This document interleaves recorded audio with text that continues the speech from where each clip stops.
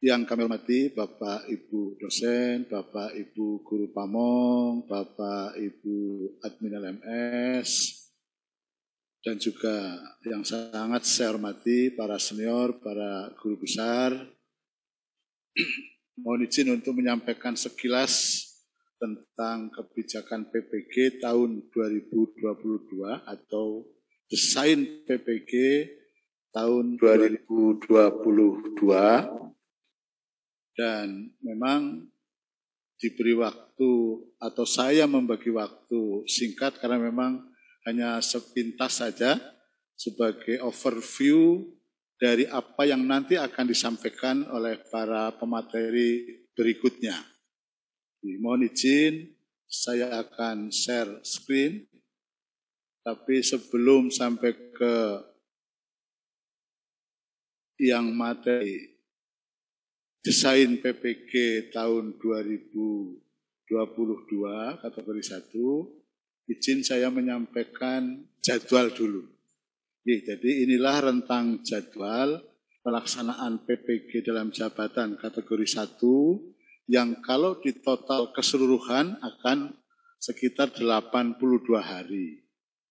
Hari efektif pembelajaran mulai dari analisis materi pembelajaran berbasis masalah, literasi, numerasi, dan HOT, sampai dengan praktek pembelajaran inovatif itu kurang lebih 57 hari.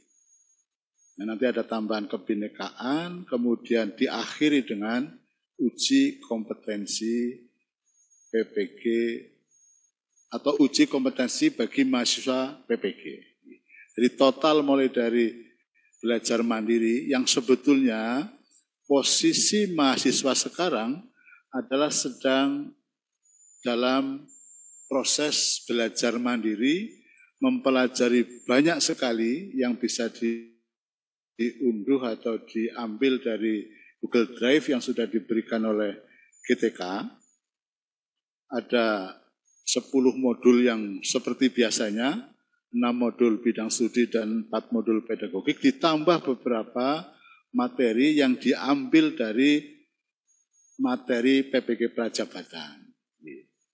Itu yang dipelajari sekarang. Nah, sekarang saya akan lanjut ke materi yang tadi disampaikan oleh Pak Dadi terkait dengan desain PPG dalam jabatan kategori 1 tahun 2000. Nah, kok ini lagi masalah?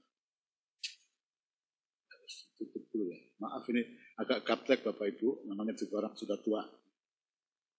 Stop screen. Nah, saya share lagi kok itu lagi yang keluar. Ini kan saya akan tunjuk ini.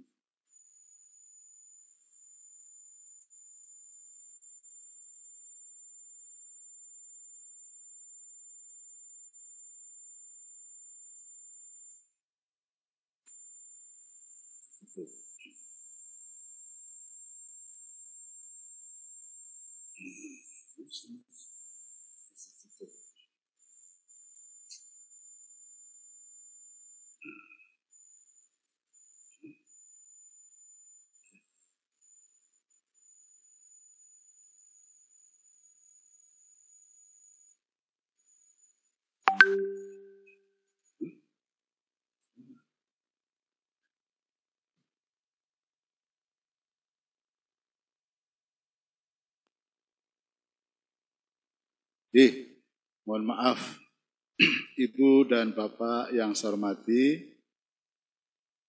ada 6 hal yang ingin saya sampaikan secara singkat. Yang pertama adalah kebijakan PPG dalam jabatan tahun 2022. Ibu dan Bapak, sebetulnya dasar untuk melaksanakan PPG sudah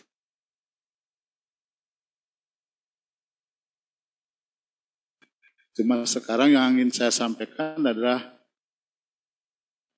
kenapa sekarang ada kategori 1 dan kategori 2. Masalahnya karena Undang-Undang 14 tahun 2005 pasal 82 ayat 2 mengamanatkan bahwa dalam waktu 10 tahun mestinya pemerintah bisa menyelesaikan guru-guru dalam jabatan yang diangkat mulai sebelum tahun 2005, juga menyelesaikan yang 2015 sampai dengan 2015. Tapi ternyata kan tidak bisa selesai sehingga sampai dengan lewat tahun 2015 belum selesai, ditambah lagi sejak tahun 2016 yang mestinya tidak boleh lagi ada pengangkatan guru yang tidak bersertifikat pendidik, itu tetap masih berjalan, yang masih S1. Karena apa? Karena memang kebutuhannya sangat banyak, sementara lulusan PPG, khususnya yang prajabatan,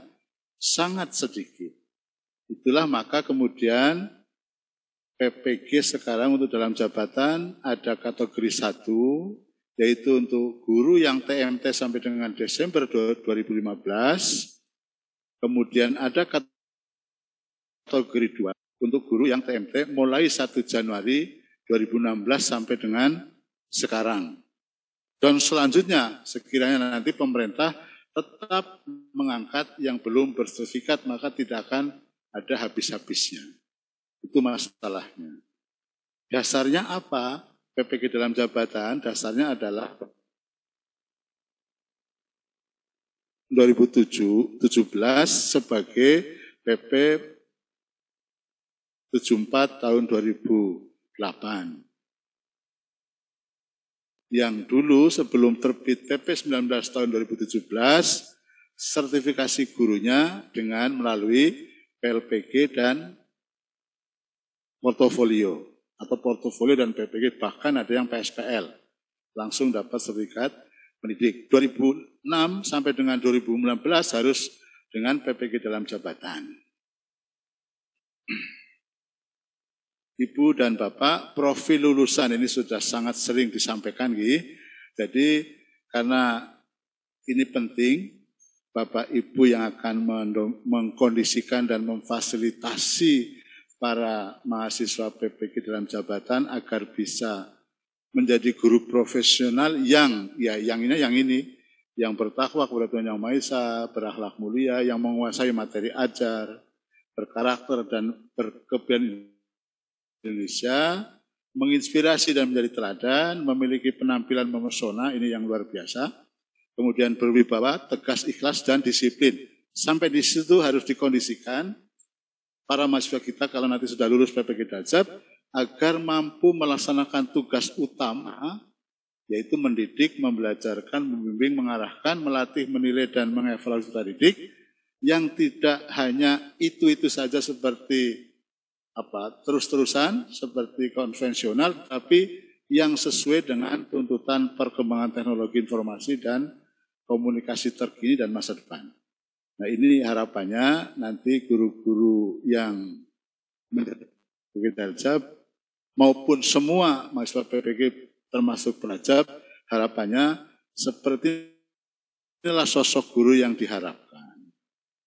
Nah, kemudian sepintas tentang CP, walaupun ini juga sudah sering CP yang baru, kalau dulu kan selalu disampaikan bahwa PPG ini untuk menghasilkan guru-guru yang menguasai 4 kompetensi pokok guru. Nah, sekarang dari 4 kompetensi itu dikaitkan dengan bagaimana seharusnya guru masa depan, dikaitkan juga dengan karakteristik berpikir di revolusi industri 4.0. Maka dirumuskan capaian pembelajaran yang saya kira ini Bapak Ibu sudah biasa disimak sama. 7 itu sebetulnya kan juga yang harus dimiliki guru profesional. Yang pertama karena dia merupakan guru yang panggilan jiwa, sehingga bisa melaksanakan tugas secara tulus, dengan sepenuh hatian dan kemurahan hatian, maka akhirnya menjadi guru yang mempesona bagi peserta didik. Itu yang pertama. Yang kedua, seorang guru harus bisa merumuskan apa yang akan dicapai oleh peserta didik ketika mengajar sesuatu materi itu. Maka guru itu harus mampu merumuskan tujuan atau indikator capaian pembelajaran.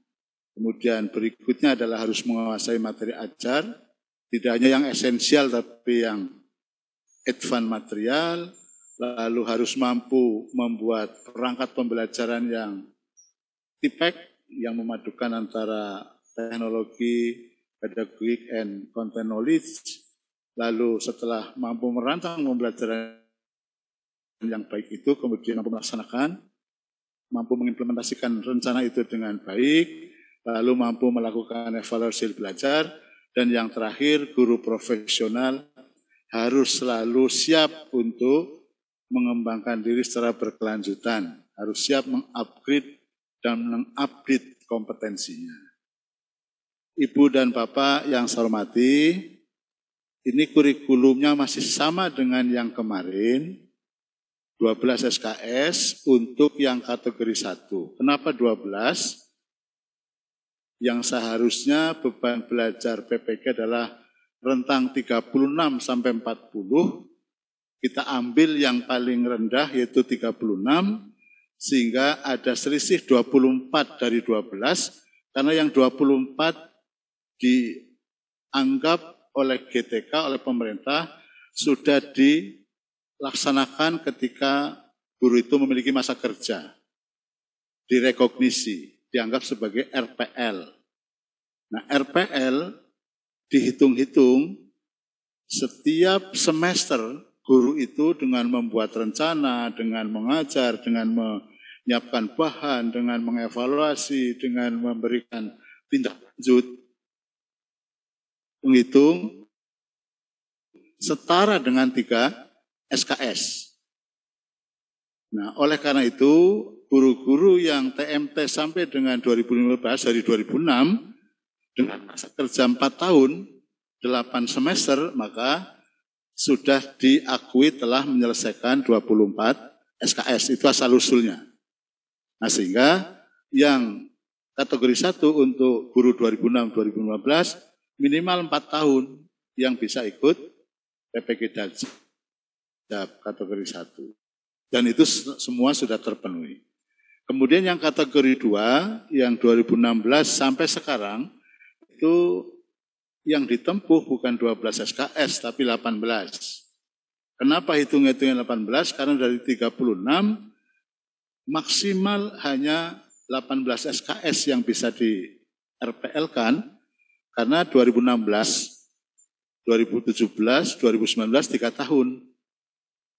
Nah, sekarang 2022 maka syaratnya nanti yang kategori 2 kalau nanti dilaksanakan 36 kuotanya untuk nasional itu adalah yang minimal memiliki masa kerja 3 tahun. 6 semester kali 3, 18 SKS. Pintas informasi. 2, beri 1, 12 SKS, 3 mata kuliah seperti tidak ada perubahan dari tahun yang kemarin.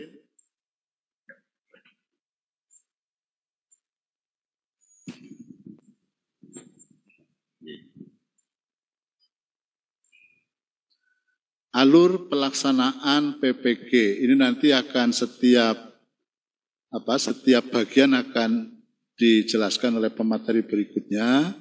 Yang membedakan dengan PPG Daljab tahun 2021, meskipun mata kuliah masih tetap, pendalaman materi, pengembangan perangkat, dan PPL, kalau dulu dari 3 mata kuliah itu melaksanakan tahapan-tahapan 1 sampai 9 menjadi 1, tidak terbagi-bagi.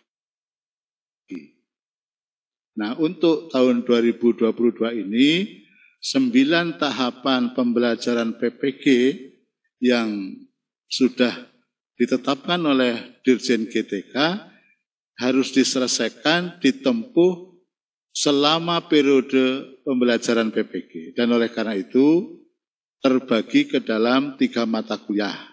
Mata kuliah pertama analisis kegiatannya, mata kuliahnya pendalaman materi, tapi kegiatannya adalah analisis materi pembelajaran berbasis masalah,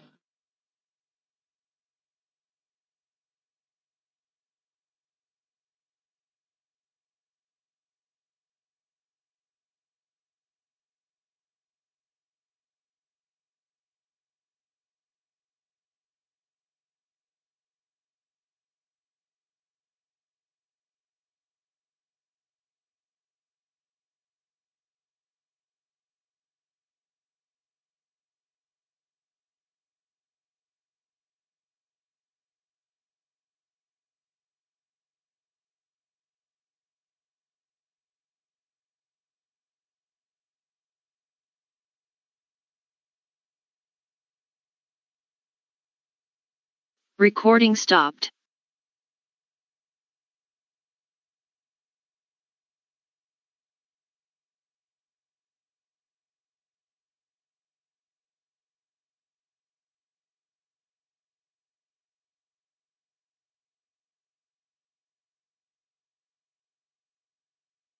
Recording in progress.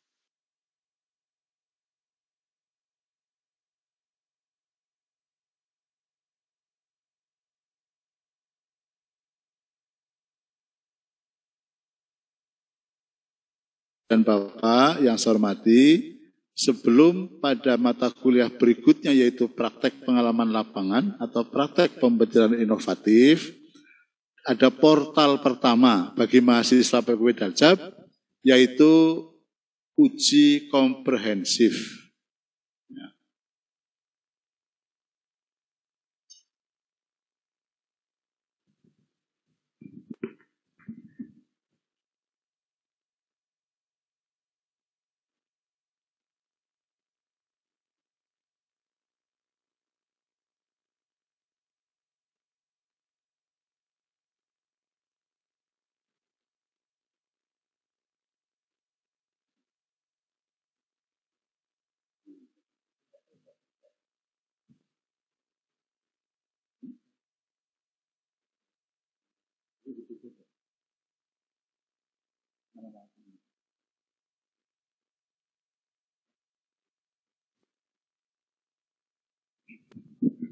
Bapak Ibu, mohon maaf ada gangguan teknis internetnya di Sapir sedang agak turun.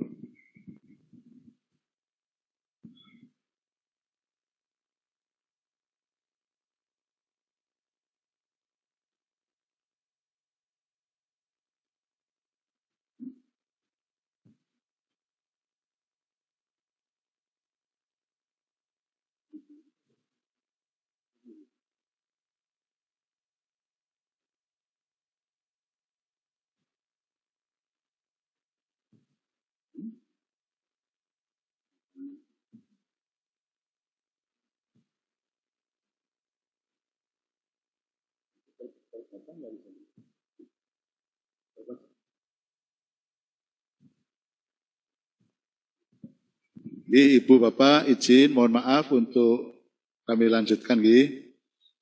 Bapak Ibu. Jadi yang membedakan dengan tahun lalu saya ulangi adalah bahwa pada tahun 2022 ini dalam pelaksanaan 3 mata kuliah itu untuk menyelesaikan 4 tahap terbagi. Kalau Bapak Ibu mempertanyakan apakah ini atau kemarin yang lebih baik, itu ya tidak boleh didiskusikan lagi karena ini sudah menjadi keputusan Dirjen GTK. Jadi harus begini. Jadi untuk pengembangan perangkat pembelajaran yang kegiatannya adalah membuat, menyiapkan, menyusun desain pembelajaran inovatif untuk menyelesaikan 4 langkah dari 9 langkah. Dimulai dari eksplorasi alternatif solusi, penentuan solusi, pembuatan rencana aksi, pembuatan rencana evaluasi. Yang 2 kegiatan itu produknya sebetulnya adalah identik dengan perangkat pembelajaran. Setelah selesai dari tahapan mata kuliah yang kedua, maka bagi mahasiswa ada portal untuk mengikuti komprehensif. Uji komprehensif yang nanti akan disampaikan pada materi yang kedua, pada mata kuliah yang kedua, di awal materi yang ketiga, PPL, itu apa saja yang akan diungkap, tapi pada dasarnya uji komprehensif adalah untuk memastikan kesiapan dan kecukupan kompetensi mahasiswa untuk mengikuti PPL. Ya. Meskipun ini adalah sudah guru-guru berpengalaman, tetap saja ada uji komprehensif agar bagaimana nanti PPL di depan kelas itu lancar dan menunjukkan kinerja sebagai guru profesional. Lalu PPL setelah yang lulus ikut PPL untuk melaksanakan 2 tahap terakhir dari 9 tahapan pembelajaran, yaitu melaksanakan rencana aksi dan rencana evaluasi. Jadi mempraktekkan perangkat pembelajaran atau desain pembelajaran inovatif yang sudah dibuat. Dan terakhir adalah refleksi akhir dan rencana tindak lanjut. Yang penting digarisbawahi di sini adalah bahwa guru profesional harus menjadi guru yang selalu melakukan refleksi, guru yang reflektif, sehingga mengevaluasi yang sudah dilakukan, lalu dicermati kekuatan dan kelemahannya, kemudian membuat rencana peningkatan melalui rencana tindak lanjut atau RTL. Oleh karena itu mohon kiranya nanti Bapak Ibu dosen, Bapak Ibu guru pamong selalu menekankan agar ke depan guru-guru itu harus menjadi guru yang reflektif.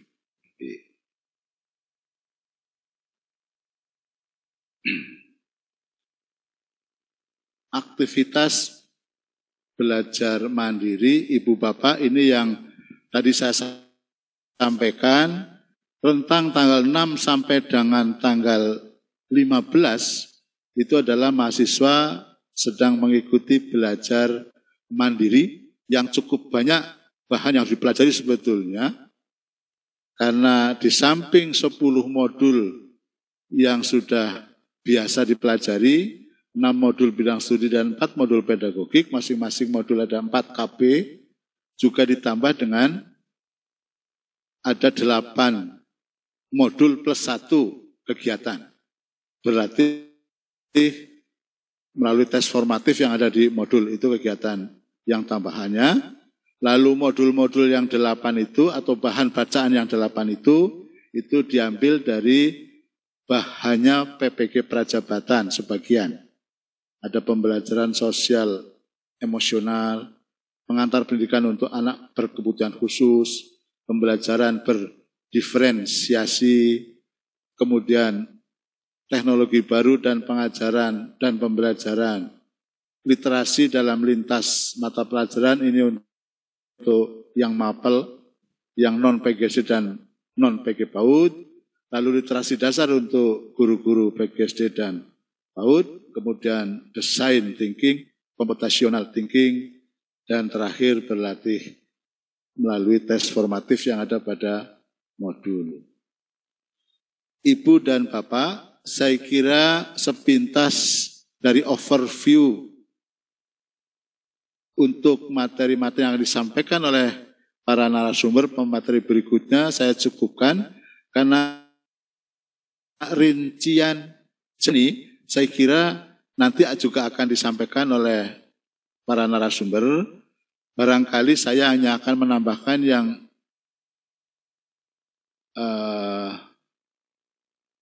mungkin perbandingan 21 dengan 22 saya kira juga tidak terlalu penting, karena itu sudah lewat. Tapi yang penting kita nanti mencermati yang 22. Ini kan hanya sepintas membandingkan antara setiap mata kuliah pada PPG Daljab 21, kemudian di PPG Daljab 2 terutama tagihan apa yang berbeda dan prosesnya berbeda. Tapi saya kira itu tidak terlalu penting untuk kami sampaikan, supaya nanti lebih banyak waktu untuk berdiskusi, membahas mulai dari kurikulum Merdeka sampai dengan praktek mandiri untuk learning management system. Saya kira itu Bapak Ibu, kurang lebihnya dari apa yang tadi saya sampaikan mohon dimaafkan. Billahi taufik wal hidayah. Assalamualaikum warahmatullahi wabarakatuh.